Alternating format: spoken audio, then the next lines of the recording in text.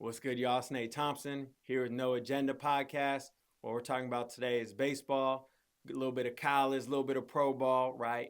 How to go ahead and elevate your game in terms of learning the game from others, right? How to go ahead and move in pro ball. And then also we're going to be talking about some business, how to grow your own business and how to go ahead and transition going from pro ball in your sport into the real world in business. Let's do it. Let's have a great one. Yay!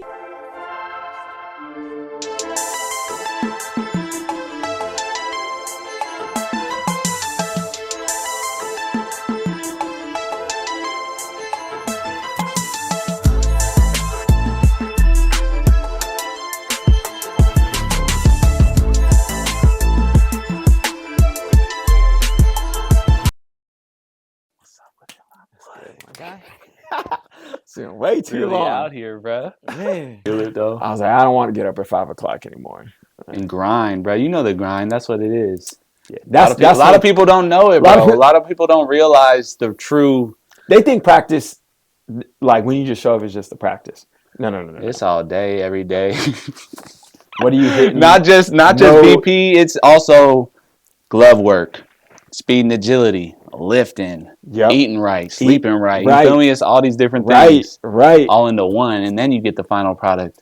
The little adjustments we might make with our swing, they don't even know. Like we're really playing around sometimes with like, I don't like my stance. Yeah. Like, I'm just messing with it. Yeah, or you get your doors blown off, and you're like, when it's a 1-2 or 2-2 count, you're like, I need what's my two? What when I got 2 strikes? I better change something. I better change something. Like, bro. I can't get 96 blown out. Yeah. I better change. Sorry. Yeah. But yeah, let's get this shit going, bro. Let them know who we with today. What's happening? It's Nate Thompson from Stockton, California. Been living in LA now. Stockton's finest.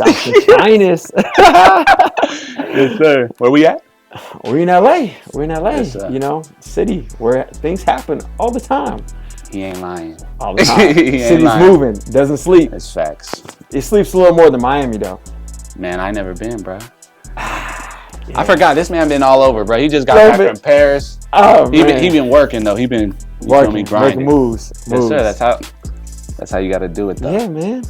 Hey, thanks for having me on. Of course, man. Let's get it. Hey, let's do it. For the people that don't know, just talk a little bit about life as a kid. What was it like for you? Grew up, coming from a big sports family. You know, Pops was an NFL agent for 2 decades. And so I grew up, I came out. He was around sports. It, bro. Yeah. And so, like, I get the question of, what's your favorite team? I mean, the Giants are my favorite team in terms of baseball, but like all other sports, I don't really have a team. A little bit in basketball, but for sure not football because everything I knew was only players. I didn't necessarily have like a set team.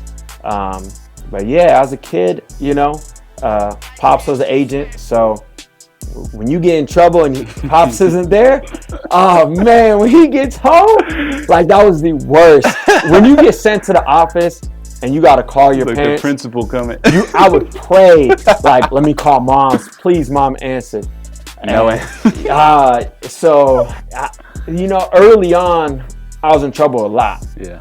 And I didn't know how to control, like, a temper. You playing sports all the time, so something doesn't go your way, you fighting. Yeah. You know, especially elementary or middle school. And swinging on them, bro. And you know, everything was sports early on, playing multiple sports. You know, had a lot of like family tradition, like holidays, stuff like that's big. Like we're doing barbecues on the Italian side, barbecues on like my black side. Christmas and holidays, always getting the family together. So, you know, always outside. Like I come from the town. Still outside, boy. I'm still a little bit. Still outside. Travel a little more now. Growing outside stuff. Yes, sir. But yeah, man. You know, I like as a kid. You know, you and I, we grew up where the lights would still turn on. Yeah. Wasn't no cell phones. The lights would turn on. You better be home. Yeah. Like you could be outside riding on bikes with your friends and stuff, and man, $5 and having your bike, you were rich as a kid. $5. You getting something nice. Yeah, it's something nice. You had money. $5. And that was life as a kid. But I really learned a lot. I'll probably say, I want to say 5th grade. Okay. I was in trouble a lot, and I remember one time, I was bragging about something sports-wise. Mom's like, "You think you hot? You nice, think you good?" Huh? I'm like, "Yeah." And I got in trouble again at school, and it was like, "You in trouble? Your grades are terrible. Oh, it's bad. And you thinking you're gonna be these guys at the time, Stanford and Cal, Deshaun Jackson, Marshawn Lynch, going crazy. Crazy. Aaron Rodgers, yeah, they nice. They were the bait, right? Yeah. And so I'm like, I'm going here. Mom's no doubt in your mind, either, bro. No you can't doubt. Convince me other way. Mom's like, yeah, you're going there with no grades and getting in fights all the time. And I think that was the first time, and then a wake up call. Yeah, man, absolutely. Did your mom play sports? Mom did cheer. Okay. Dad did football, college. Dope. Yep. And then was an agent. So yeah. Smooth, bro. Yeah. That's what's up. Talk a little bit about, you kind of just got into it, but you might have some other answers. Yeah. Who were some of your biggest inspirations as a kid? Or who would you look up to? Doesn't have to just be sports, but in general. I looked up a lot to honestly how my mom and dad moved. Yeah. Because they were really active in their own careers, but at the same time, also focused on putting time in with the family. Outside of that though, Barry Bonds, Bay Area's finest. Yeah, me. Bay Area's got finest. The Giants hat on too. Oh yeah, I got a rep. I got a rep. C. Webb with the Sacramento Kings. That's the team. We had white chocolate. Oh, Jason Williams. Crazy. Crazy. Oh man, that was when you were no. How old were you? Jason Williams was late 90s, early 2000s. Okay. So I was 4, 5, 6, 7, something right there. Dope. And then, football-wise though, Jerry Rice and LT, LaDainian Tomlinson, going crazy. 21. Crazy. Yes, 21. And those were the biggest idols there. I didn't really necessarily get business idols and stuff till I got older. Yeah. But in terms of growing up, those are a lot of the inspirations. Obviously you hear the ones, in terms of culture, you hear the Malcolm X, the Martin Luther King. Yeah. But in terms of the really ones that were tangible, around, was probably just the athlete side until I kind of more got high school and older, then it was more business. Yeah. So for you played 2 sports in high school? Or you dual sport in college? I know that, but were you always dual sport, or did you play everything? Did everything from time. Well, I wasn't allowed to play football because of fights until I was in 8th grade. That was the reason. Yeah. Come on now. There's no sugar. Come on now, bro. It was the reason why. You get in a fight. All right, you can't play this year. Get another fight next year. You can't play. All right. But yeah, it was football, basketball, baseball from 7th, 8th grade until junior year of high school. And then it was just where are you going to put in your time? I liked basketball, but I liked it just because it was fun. Yeah. But football and baseball, that's where the real love was. Yeah, that was the love. Yeah. And I knew I was going to put in the extra time on baseball. So it was okay, when you get done with football season, do you really want to be playing basketball? Yeah. And so, I'm a big proponent. Athletes should play multiple sports, especially as a kid. Play all multiple. Day. Yes, sir. Everything. Learn it, right? Yeah. The movement, bro. Be able to do anything. Just be an athlete. Yep. You're going to learn from different teams. Baseball dynamic in locker room is completely different than basketball and football, right?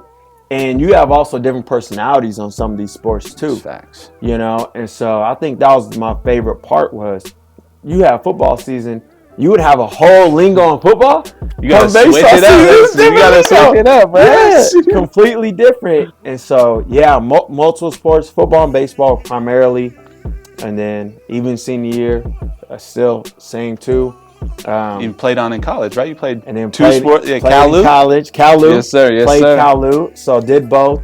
I'd say the hardest thing was not in high school playing 2 sports, was in college. For sure. In high school, you can still do. You can maneuver, bro. You can maneuver. Yeah. You can put in the extra time a lot for your main sport, right? So if the main is football, but you like baseball. And in high school, you just low key better than everybody. So it's like Yeah, at the game. So it's like you have a little bit of a it's a little different playing field, but yeah. Now I would say though, like I think a lot of times when you're in big cities, or if you're in a city where there's big schools, growing up how we grew up, you have a little bit of an ego, like if I don't go D1, it's a wrap, bro. It's a wrap. I've been there. Right. Yeah. And so coming out of high school, I was like, I'm going D1. Yeah. All day, I'm going every there. day. Yeah. I was done with football. I was going to UNR, and I was thinking I'm done. Yeah. Whatever, it was cool. Then coaches changes. You got to look at it. Yeah. And so I think that the biggest thing learning stuff early on was like, you got to start making decisions for you, and also some of it is taking risk. Like I wanted to go to UNR because of more baseball and the atmosphere. Then when I came down here, I love all the additional things that LA has provided, from the aspect of network, business, just learning how to move, right? Yeah. Being educated on different things. So I grew up quicker down here than I probably would have going there, So that was one of those things where it's like, kind of check your ego at the door. For sure. But also at the same time, you're going to learn a whole other aspect that you may not have learned as quickly, That's real, bro.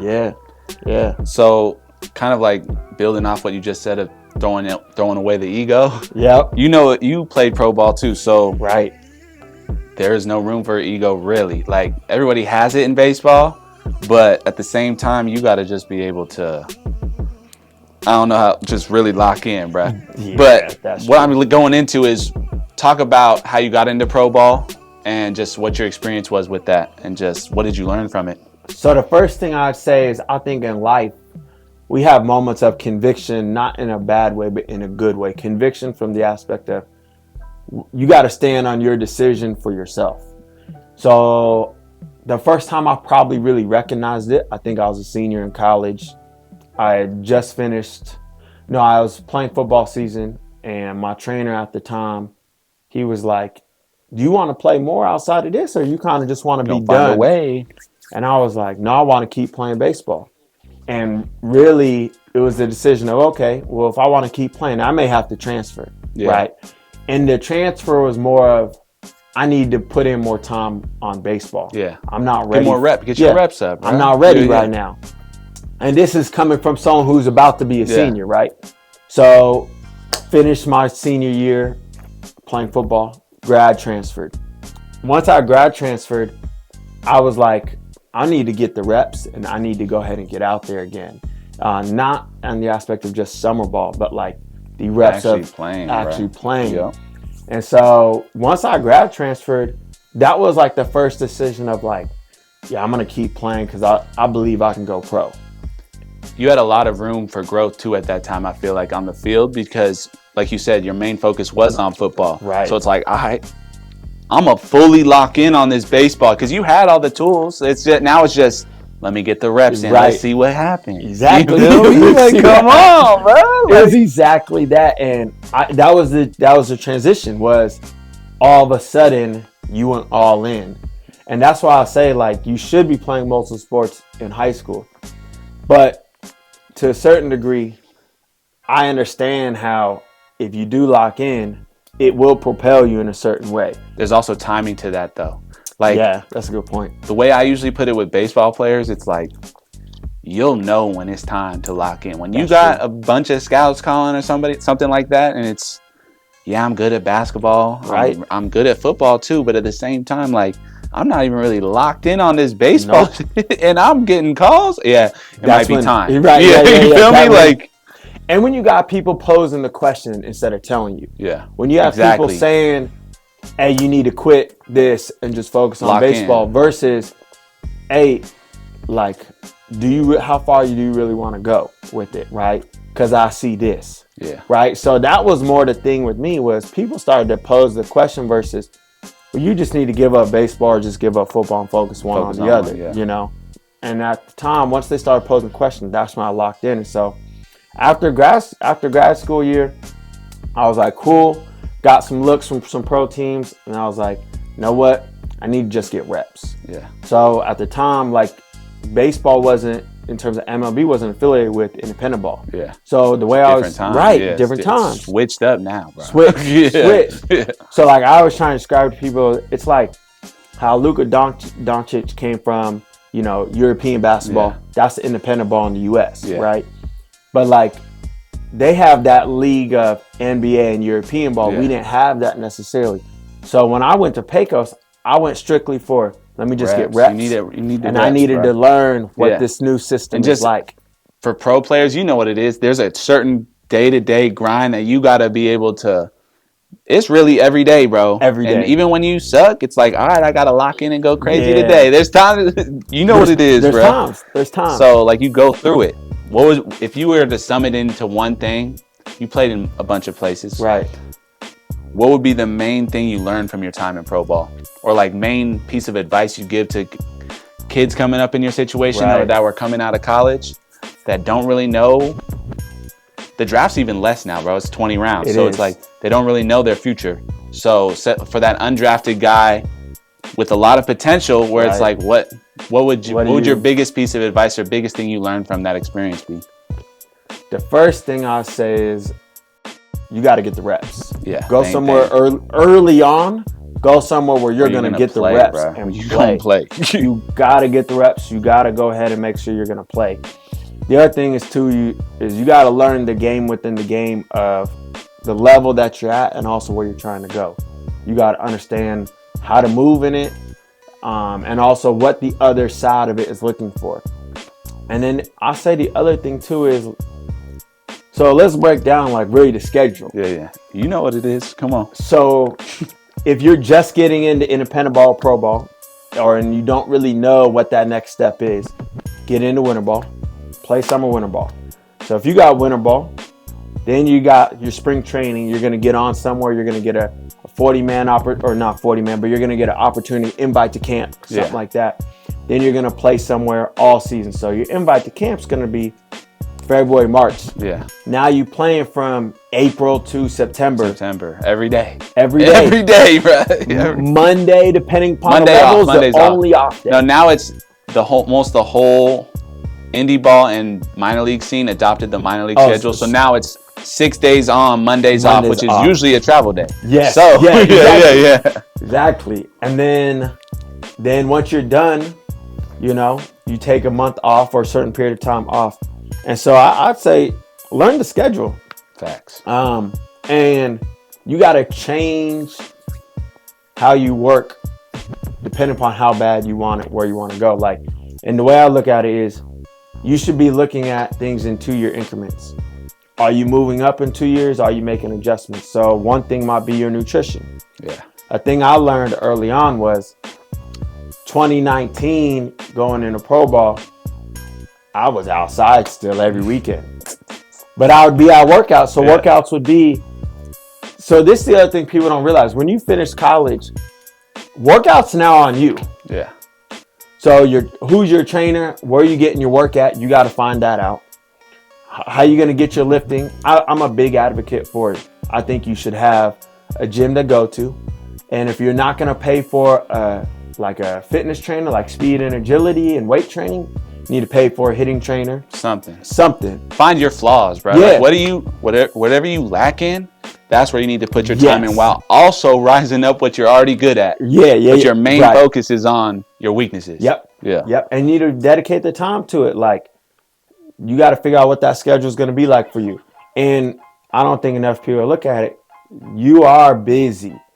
You are training 5-6 days a week with 1 day off. And that candy or drinks you used to like, you can still have, you know, every now and then, but that stuff needs to be gone.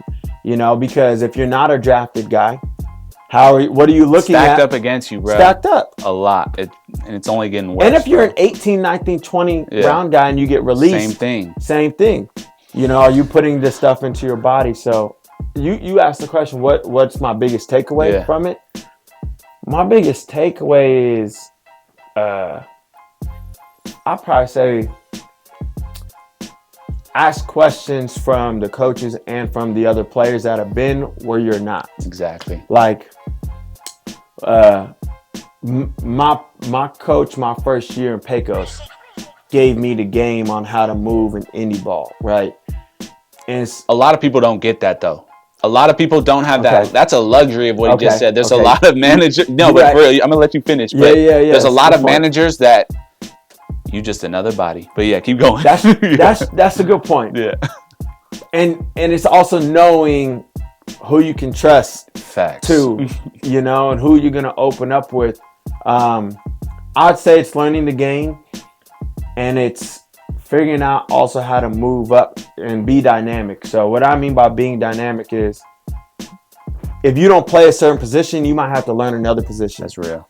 Right? Like in college, if you're a corner guy and you don't have the speed for center. So what I mean by corner is, let's say you're a corner guy left and right field and you don't play center. Going into pro ball, you might have to learn first base. Yeah, you don't have to. Unless you banging, bro. You're going to have to... You might have to learn. If you're a first baseman and you're not a lefty, you might have to learn a little bit of third base. Yeah. Or learn right field. If you have an arm, learn right field. Yeah. And then talk to the different guys. Like the other thing too, I learned the higher I went up was actually the easier the game got.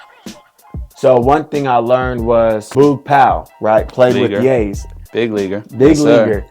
He taught me one thing of, we always think that when you're in pro ball and you're getting ready for a game, you got 160 games. You thinking you got to be getting ready with the same reps every day. No, it's not true. So one thing he taught me, big shout out to Boog, was he was like, when you're in the outfield, you get your main round alive, but that might just be for 8 to 10 reps. Yeah. But you're going to work on what you need to work on. So if you're trying to work on flipping your hips, you're working on flipping your hips. But after that, for the next 2 rounds until it's your turn to hit, you might only do 3-step drops just to focus on reading the ball off the bat. It's the quality over quantity. It is. Yes, sir. The farther you get to, the more important it becomes. How you going to keep your legs for that long? Yep. Right? Every day, like I said, it's every day. So you don't need to. Some people do, but like. Some do. In the long run, you trying to be fresh in September when it's playoff time, when it matters. Like that's where the big time players come to play. So let's get real technical real quick. So let's say you are going hard every day. Yeah. Come July, August, September. The dog days. Dog days. Going through it. When you have some of those different at bats, how you gonna stay in your legs, as we call as a hitter, right? When your legs are gone for 2-3 weeks because you were taking all those extra reps. So now your legs are gone. Now you're getting your doors blown off, but on off-speed pitches, you're not sitting back on it. Or you're not hanging. Enough. You're just slightly off. Because in baseball, you're slightly off. You're not doing nothing. You can't even play. Yeah, so it was that, and honestly, you learned a lot from pitchers. The higher I got up, I think position players, the higher you go up, talk to your pitchers, talk to your catchers. They see a game completely different. They can talk to you in different ways where all of a sudden you think it's a big adjustment, and maybe it's just like it's a small adjustment.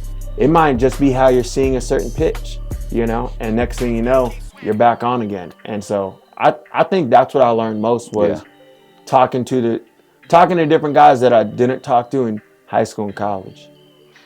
Facts. Yeah, that's real though. Yeah. With that perspective though, we're still going to talk about baseball, but let's talk about today's game in general, from the youth to pro level. But from that, now that you're on the outside, right? What would be the biggest thing you would change about pro ball, or like, what do you think about today's game, and if you would change anything about it, or what do you like or dislike about it? I don't like the pitch clock. Oh shit! I don't like the pitch clock. Yeah. I think there should be some sort of time to keep it condensed, but the 22 seconds or whatever it is. Shot clock violation, strike one, bro. It's imagine striking out on a shot clock. Right. Bruh, that's what I'm saying. Come on, like I just studied. Yeah. Strike 3. Out. What? Bruh? Right. Like it's crazy. My thing though too is it takes away some of the game, because sometimes I know each hitter can get a timeout and a pitcher can take a timeout. You get one in that bat. But like sometimes it takes away how you can slow down a game. So sometimes as a hitter, you can slow down your at bat to regain control again. Sometimes especially when they throwing cheese, bro. They throwing a little two seam, a little cutter. You know what I mean? You got to be able to just. Yeah. And now it's just not. Hey. Right. Let's go. Strike one. Strike one. It takes away a little bit of chess. Baseball is chess. I like that. And I think today's game a little bit takes away a little bit of it. Yeah.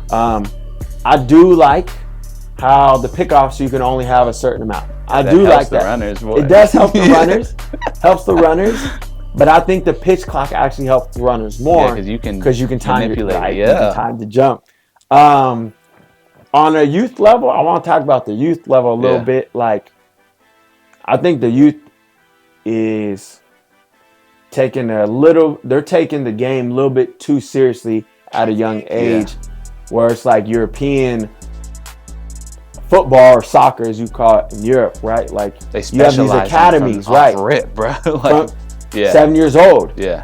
And I think that's kind of where the game's getting a little bit. And man, I think Juju said it at USC a month or two ago. She was like, go to prom. Yeah. Go hang out with some of your friends. Live your sometimes. life too. Yeah, like, because what you don't understand is when you have 180 games or 160 games, you need those outlets. Thank you. They're essential. Essential. Even something like this is an outlet for a person, like a player like myself. You know what I mean? You gotta get out. Yeah, you got to do other things than just the game. Because if you're only doing the game, it might be fine for now, but that long run, it's gonna hurt you. It's gonna be hard on the mental. Not saying it's impossible. Right. A lot of people still do it, but they might be hiding something that you don't know. Travis Hunter. Yeah. Right. Exactly. Dog. Yeah. Dog in college football.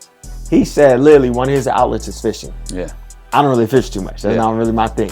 But like, that's an outlet. You gotta find everybody your has outlet. their own. Yeah. You got your own niche. You gotta find your own thing, bro. So I'd say if you're not 16, where you gotta really put in some of these extra time. Yeah. Be a kid. Play multiple sports to learn your feet. Get bigger. Yeah. Get bigger. Get tougher. Right. Go to different events for your friends. If it's a birthday and you're 10 years old, you don't have to play year-round baseball one sport, because I think that's how you get burnt out. Play multiple sports. Find out which sport you like. Yeah. And the other thing too, I say, is be honest in what you enjoy doing. Like, be honest in, if you don't enjoy playing a certain sport but you like track more, run track. Exactly. If that's your thing, run it. Facts. But like, don't shy away from it. So I think the youth right now, they're putting such an emphasis on everyone's got to have a trainer. Everyone's got to play year-round sports. Yeah. First of all, growing up, look, let's be real. If you had a trainer growing up, you were rich. Yeah. Point blank. Low-key corny. Yeah. You had a trainer, you were corny, and you were rich. Yeah. That's how we looked at it. Your training was playing soccer when it was, you feel me? Like, you know what I mean? It was. So, go play hoop. Go, we playing on the playground. Right. You're 11. You don't need to play, 11 months of baseball. And don't get me wrong, there's a time and place for all of that. Yes. Like, we are not saying don't work hard. Right. We're saying the exact opposite, to be honest. Right. Everything he's saying derives from having a work ethic in the first place. If you don't have that work ethic, don't listen to what he's talking about. You got to be working hard. Bro. The counter to that is once you do start to get older, if you're not going ahead and hitting after practice, if you're a position player, right? As a pitcher or catcher, if you're not doing your stretches or your plyometrics after or beforehand to get ready, you're going to be outplayed by some of these people that are doing that. If not right now, in the future for sure. That's what I mean. Yeah. That's what I mean. Like, you might get away with it right now with your talent, but in the long run, at some point, it's going to hit you. Yes. Yeah. And learn the game. Like, don't just be a yes man. Yeah. Learn the game. Ask questions. If you're in outfield, why are you moving to a certain location? Why are you getting pushed? Why are you coming in or going back? Like, understand that. Like, understand tendencies and different things, because the more you understand those little things like that, the little intricacies of it, bro. Everything he's talking about is game, first off, but secondly, it's just another way for you to separate yourself. And that's the key, starting in 6th, 7th, 8th grade for real, but like really in high school, but find different ways to separate yourself. Right. On and off the field. Right. You want to be different. You don't want to be put into a box. So great point. Like, all right. So guy I came up with was like Rowdy Tellez. Dog. If you from NorCal, you know about Rowdy If Tellez. you know about that Elk Grove team, you know. Gosh. If you know, you know. Crazy. That's a topic for another day. Dom Nunez. Oh my gosh. Magical. They got Derek Hill. They all going crazy. Goodness. Come on, bro. But like, if you listen to Rowdy Tellez now, and he's been on, I think, Foul Territory show and some of the others, he understands the game. Yeah. Like, but why was he getting some of these looks so young? Because he knew some of these little things early on. He knew the little tendencies at first base. He knew it also hitting wise for sure.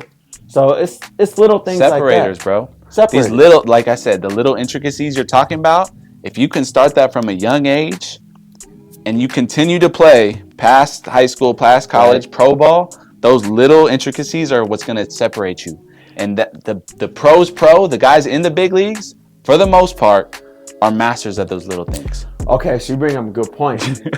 Routine. Yes, bro. It's crazy. You gotta have routine. Yeah. Like, and each person's routine is different. Yeah. Whether pitcher, catcher, position player, or if you're in a different sport, you gotta figure out what your pregame routine is gonna be.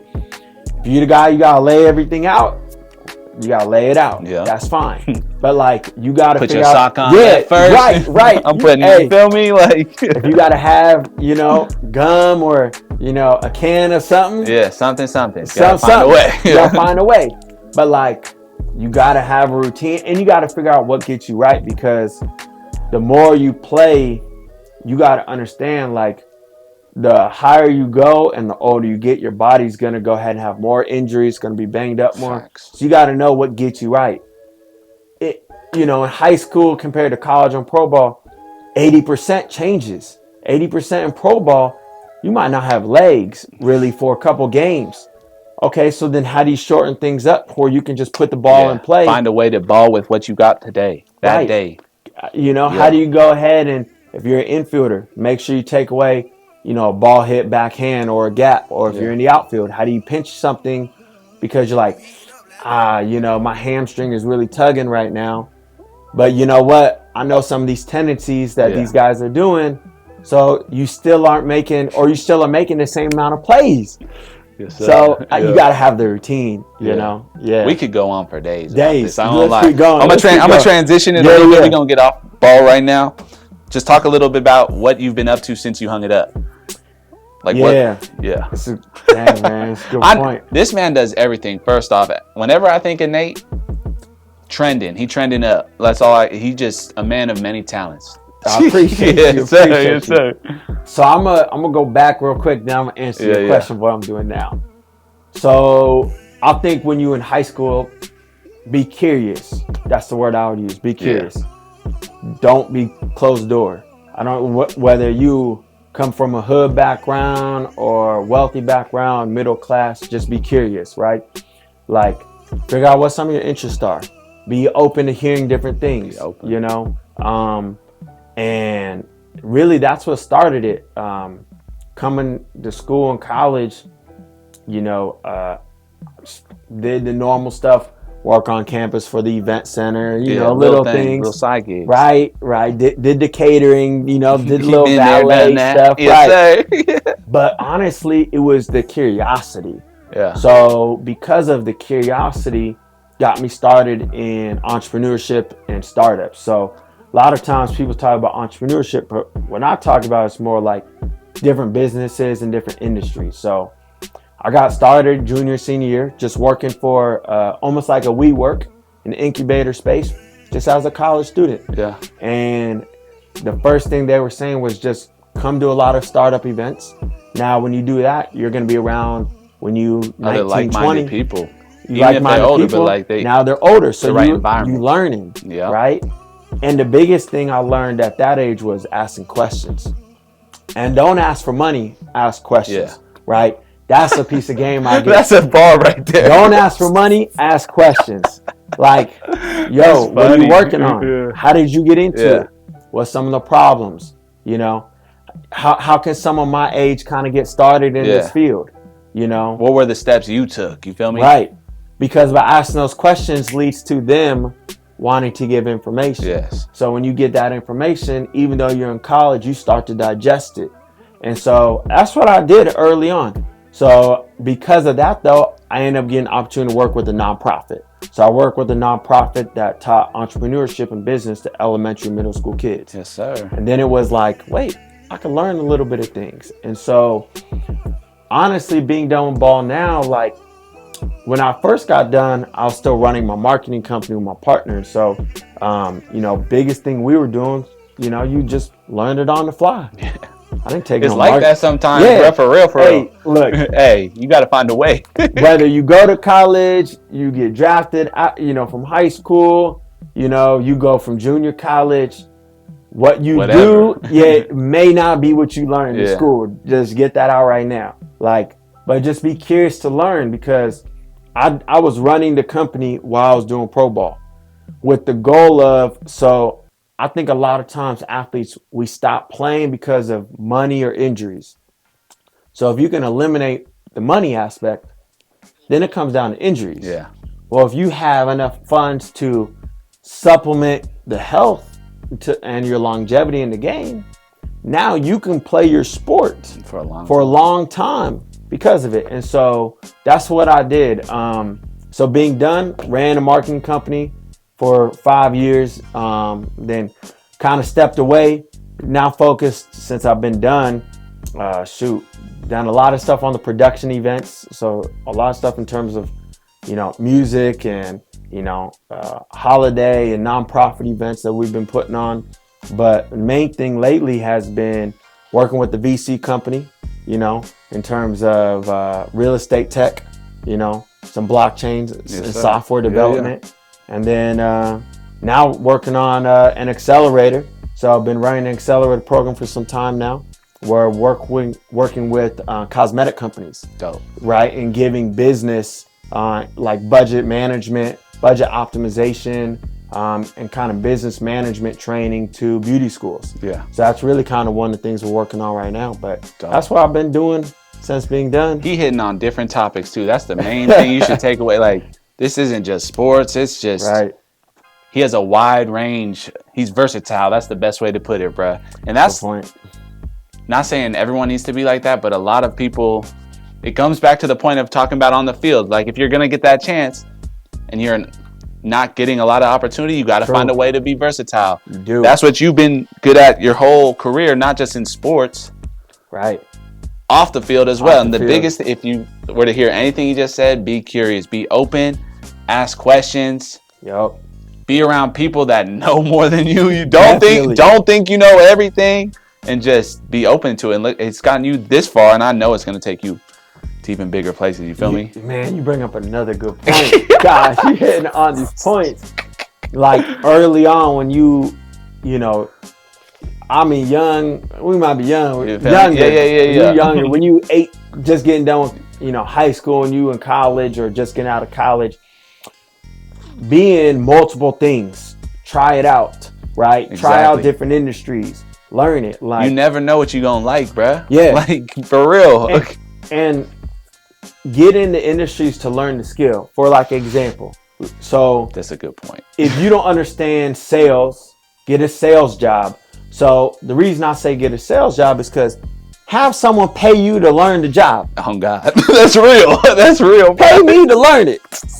So you're gonna pay me as I'm gonna learn this. Thank you very much. Thanks for coming to the class today. Thank you. Right.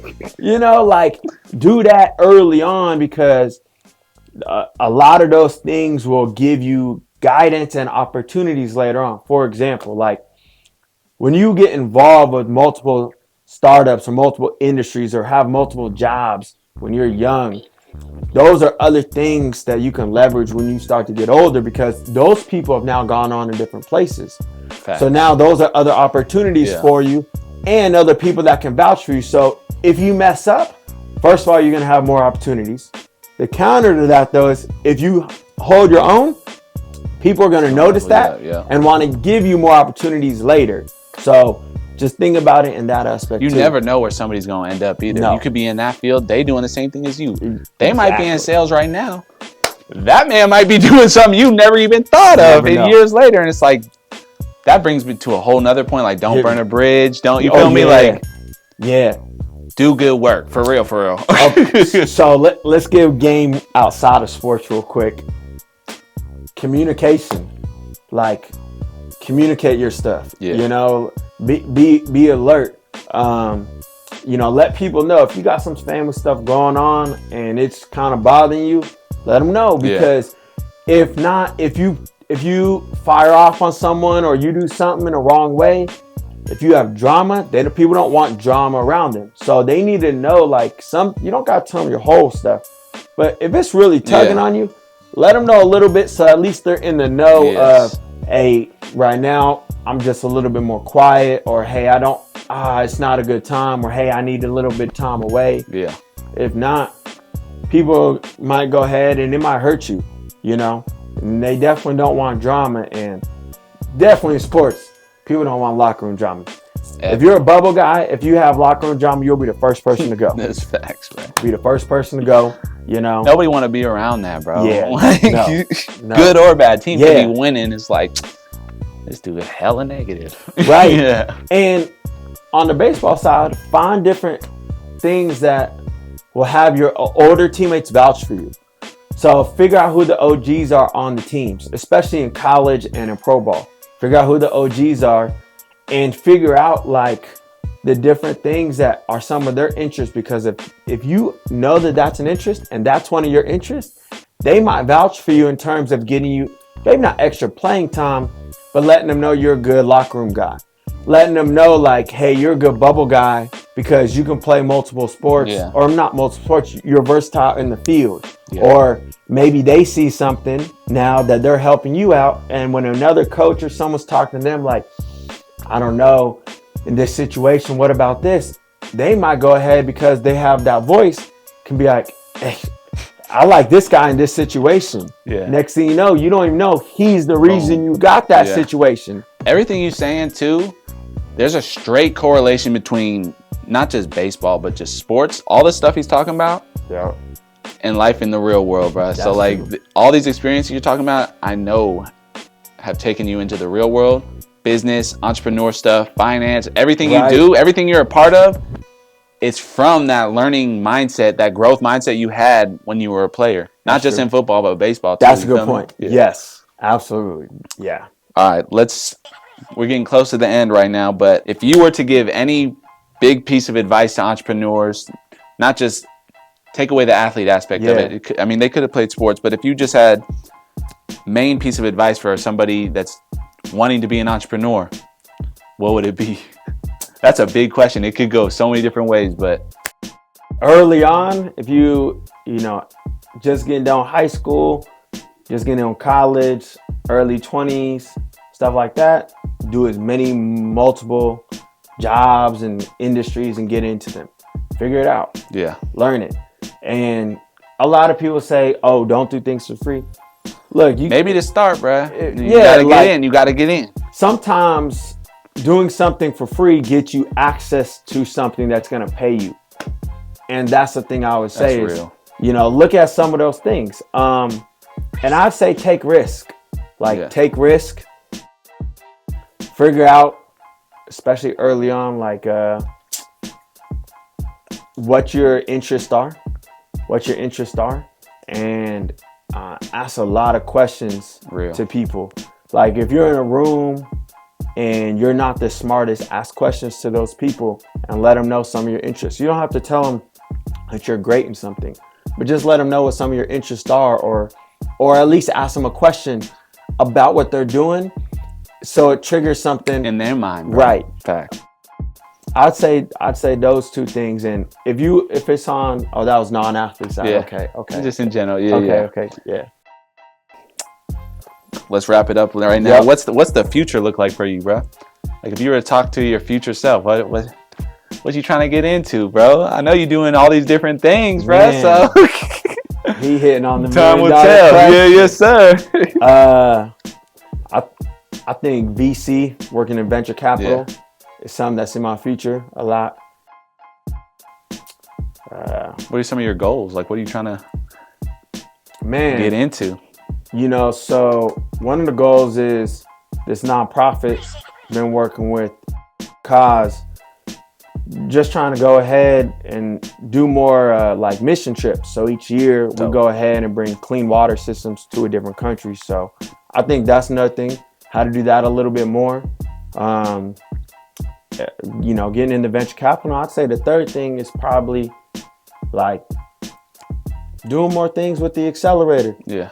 Trying to find different ways to enhance the conversation around like budget management and budget optimization in business. Like, I think we make a lot of mistakes early on in business just because we don't know, whether it's credit cards, whether it's hiring, firing, just understanding how to create leverage, create a buzz. Yeah. And I say, so yeah, that'll probably be the third thing. I like some of the stuff you're doing with financial literacy and just that whole realm. A lot of people, me personally, but just people I've talked to as well, they don't teach us that stuff. Like, you just have to, like, if your parents aren't nice with it, you're going to have to learn from experience, which might be bad. Like, that's a whole different topic for another day, but just. We can get one tip. Okay, throw it in there. I'll throw one in there. So, like, if you opening up a business, if you don't go ahead and try and get a business credit card right when you open up your LLC or your S Corp or something, but so early on, when you open up that bank account, they'll let you go negative if you've got like working capital, a couple $1,000, $10,000. They'll let you go minus 500. Yeah. Right. They'll let you go minus 700 because they know you're gonna have that money each month. Yeah. Problem though is, once you go negative, it's a ding on your account. So if you don't get the business credit card right away, if you try and go back and apply for it, they're gonna bring it up. You have good credit, but your personal account has had you go negative a couple times. Too many times. Now they'll be like, you can't go ahead and get a business credit card. Yeah. So it's little things like that, or like instead of spending $5,000 in your business, spend $2,000. That's gonna get you $5,000. Yeah. So it's understanding how to leverage money in the right way. If y'all looking to up your game, for real, little ad right now. Yeah, hit my boy. He know what he's talking about, for real. Taking appointments, yes sir. Hours. All right, let's end it real quick. We're gonna get you with 5 quick questions. He don't know about any of these, so it's gonna be rapid fire.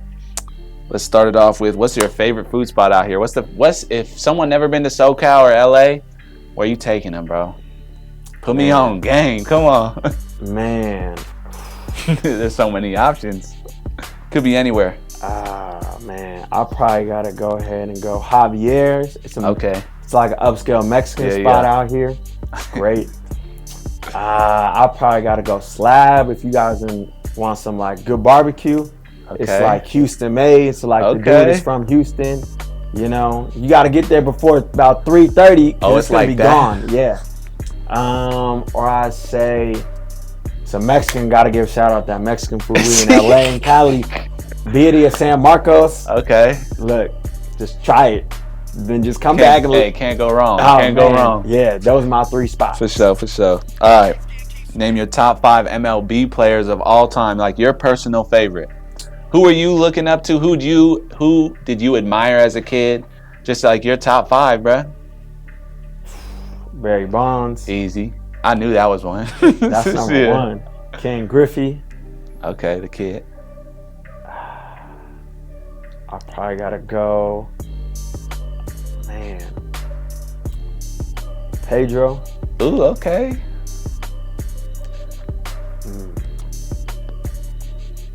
Two more. Probably come on. Tony Gwynn. Yeah. You got a current?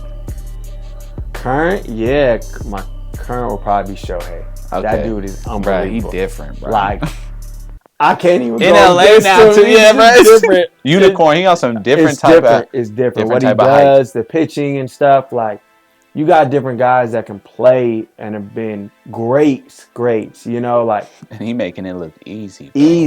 Easy, man. Easy. It's crazy. It's just different, bro. Yeah. It's just different.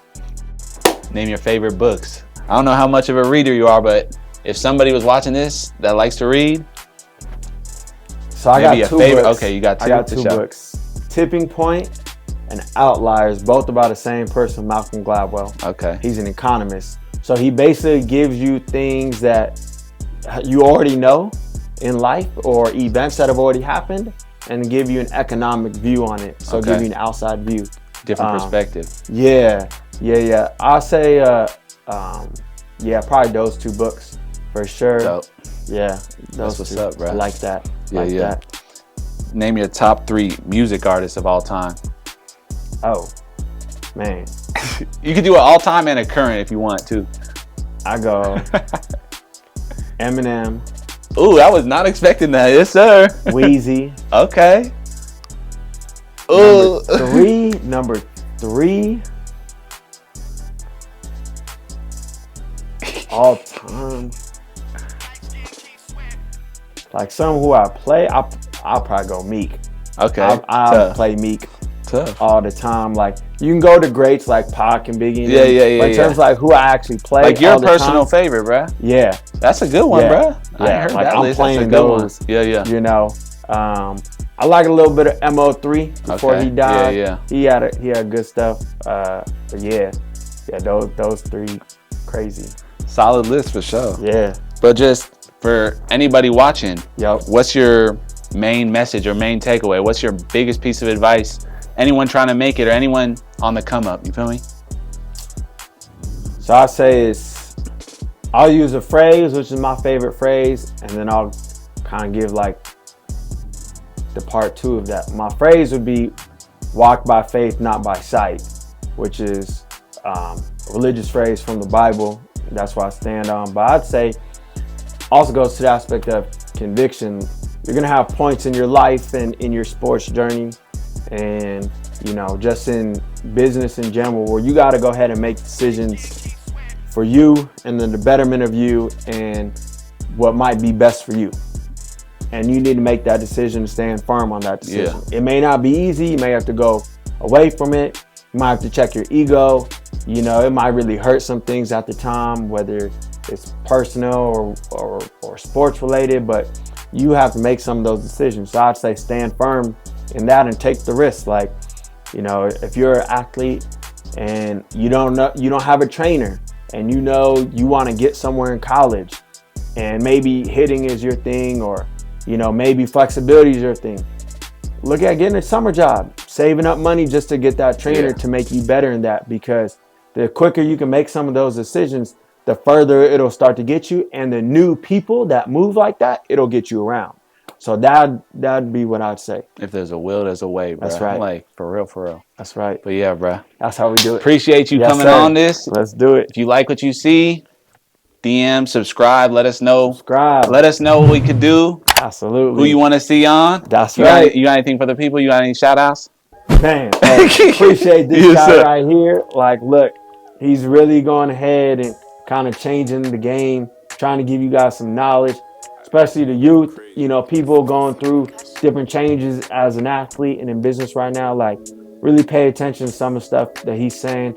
You know, obviously subscribe, but really look at what he's trying to do here. So, yeah, that's what I say. Thanks, y'all, for tuning in. Boy, yes, sir. Let's get it.